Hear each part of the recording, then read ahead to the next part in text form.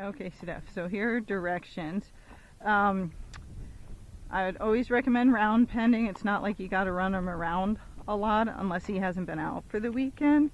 But again, it's to settle his brain. So just like 5 minutes of going around walking or trotting, and then teaching the word canter to him. He knows it, but he knows it from me, so you want him to know it from you. So you say canter, and then you get him to canter, and just canter halfway around and tell him good boy, and practice that over and over. Here's I don't know what that is, deer, cow, something like that. It's big. So that's the first thing. If for some reason you can't round pen him or something, get all your equipment on him and walk him around some. Oh, it's just a deer. Just so he gets used to everything wiggling around.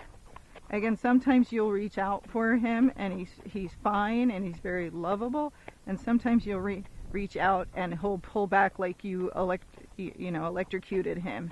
So you want to have a long rope on him all the time, so when he pulls back, he doesn't get loose. So my ropes I use are 12 to 14 foot, and they're from Half Circle Ranch. So have a long rope, and whatever rope you use, make sure it slides through the Aussie ring, because some of the ropes don't slide through the Aussie ring. So mine do, which are from Half Circle, but sometimes people's ropes are too thick or swollen and they don't slide through. He's looking at the goats up there, so I'm going to go show him the goats. So long rope. Oh, if he pulls back, he acts like he's electrocuted. You just tell him he's okay. You still touch him. Even if he jumps back, you keep reaching out for him. That's why you want him tied, so you can get him. And then use food. So once he touches you or whatever, then give him food and just keep doing it over and over again. Again, it hardly happens. It's still a little bit there. So I think if you do it the right way, in 3 to 4 more months, it'll be gone. But you got to do it the right way. If he jumps and people run away from him because it scared them, then it just makes it worse. He's just got to know if he jumps, you're still going to pet him. So what's the difference? He might as well just stand there and let you pet him. But again, to me, it's like somebody did something to him. So when something's similar to that motion, it's usually kind of in front of him or at his chest area. Sometimes it's when I have my gloves on. And it happens more on the right side than the left side. So just remember that. And so that's why I tack him up a lot on the right and tie him up and do a lot on his right side. Just so he's gotten used to it. It is so much better. Okay. So there's some weird cattle guard thing here. And I don't know if we've seen goats before, but he's going to see them now. And there were pigs out here that ran up to Taylor.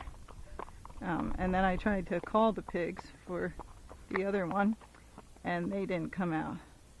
Hi, buddy. What you doing? You look like a unicorn. Yeah? Totally. You got like one horn on your head.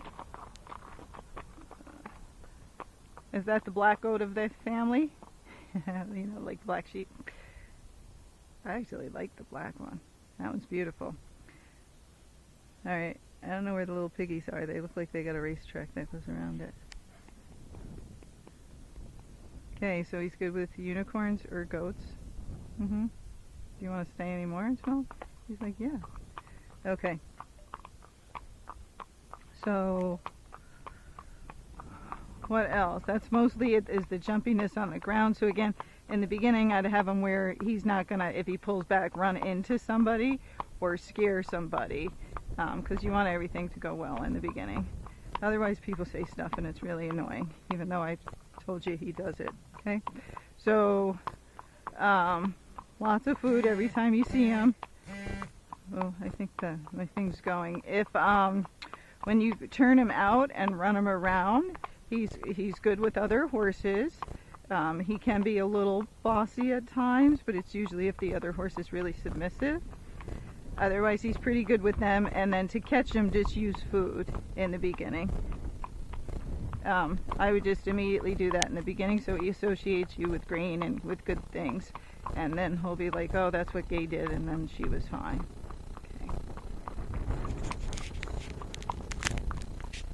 When you're up front, I keep my hands wide, And if he's looking at stuff, I kind of bump him in the bit if he keeps doing it too much and you don't want to stop here with the group.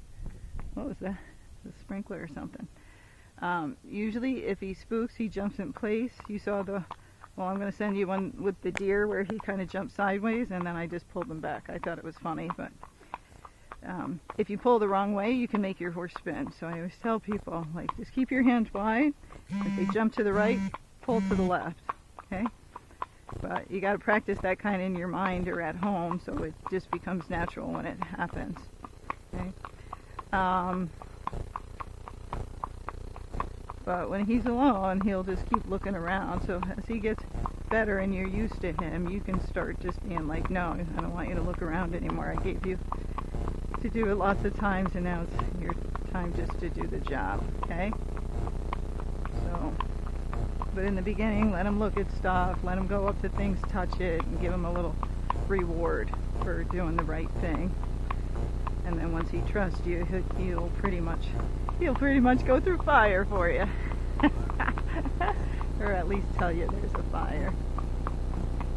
Look, that's like a scary Friday the 13th shed from a horror movie. Okay. If he gets looking around too much or he's getting trippy, it's usually because the horse is not paying attention at all to their feet. Okay, that's a cute barn. Right?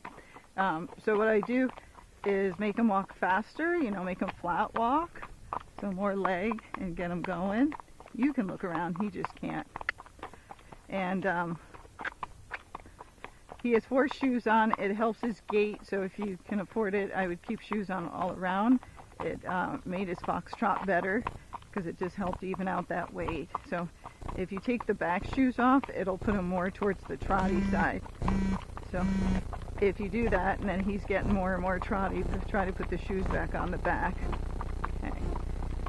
But if they're not paying attention, give them little jobs to do, like yield them, serpentine them, walk faster, and then, you know, then you can go back to walking slow again.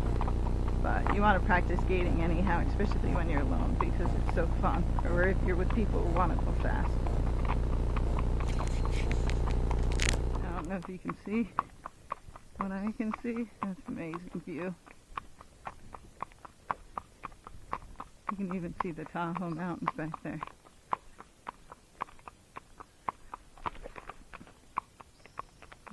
It's wind chimes. It's okay, buddy.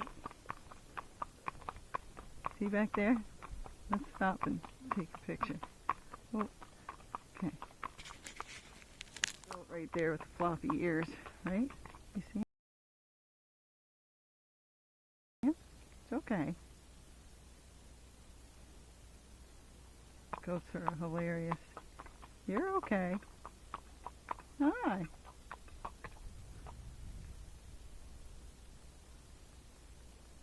Right? They do all sorts of crazy stuff to get food. Kneel down. So, Bo did good with that, but we know sometimes they're in the hundreds, and that can be overwhelming for some horses. So, he's good with several goats, but you always got to be careful when you see hundreds.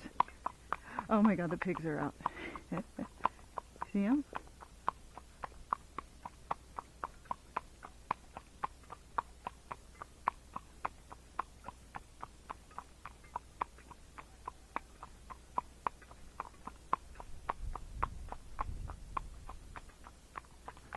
Hi, little piglet.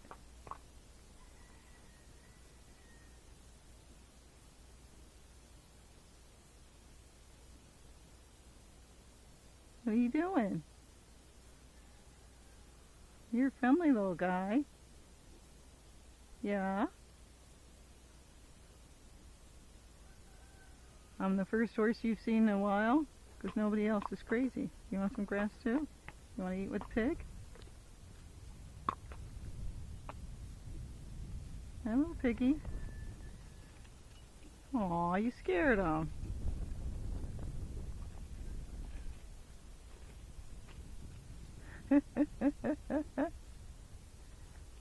That's hilarious.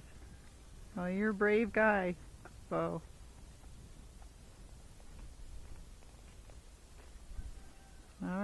Let's leave the little piggy alone.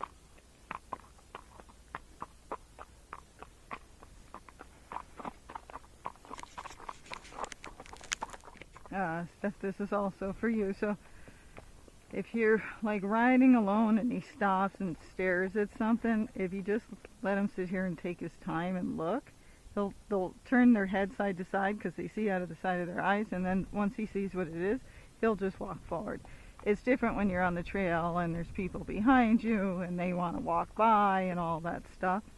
But if it's other things where it's not a rush to get by and you just let him look and kind of settle and check things out, then he'll trust you more because you're giving him time, and then he knows you're going to help him and you're not always like kicking him or after him to go buy stuff. So, you know, it changes where you are, who you're with, and where on the trail, but anytime he can just check it out, hang out, and look for a bit, then when he's ready, when he's not scared, he'll just walk off. And you probably saw the videos. He loves water. He'll go right into it. If it's a little creek or something, all the horses are funny. I always go over those diagonally and kind of pull left, right, so they don't jump it. I don't think he ever did, but sometimes I get the horses mixed up. But I always tell that with people with creek, that's different than a big body of water. But if you go to a lake or a river or something, he'll go right in there. He just loves the water. All right, we had a great ride. He's a good explorer, and he's a fun guy to hang out with. Okay. Oh.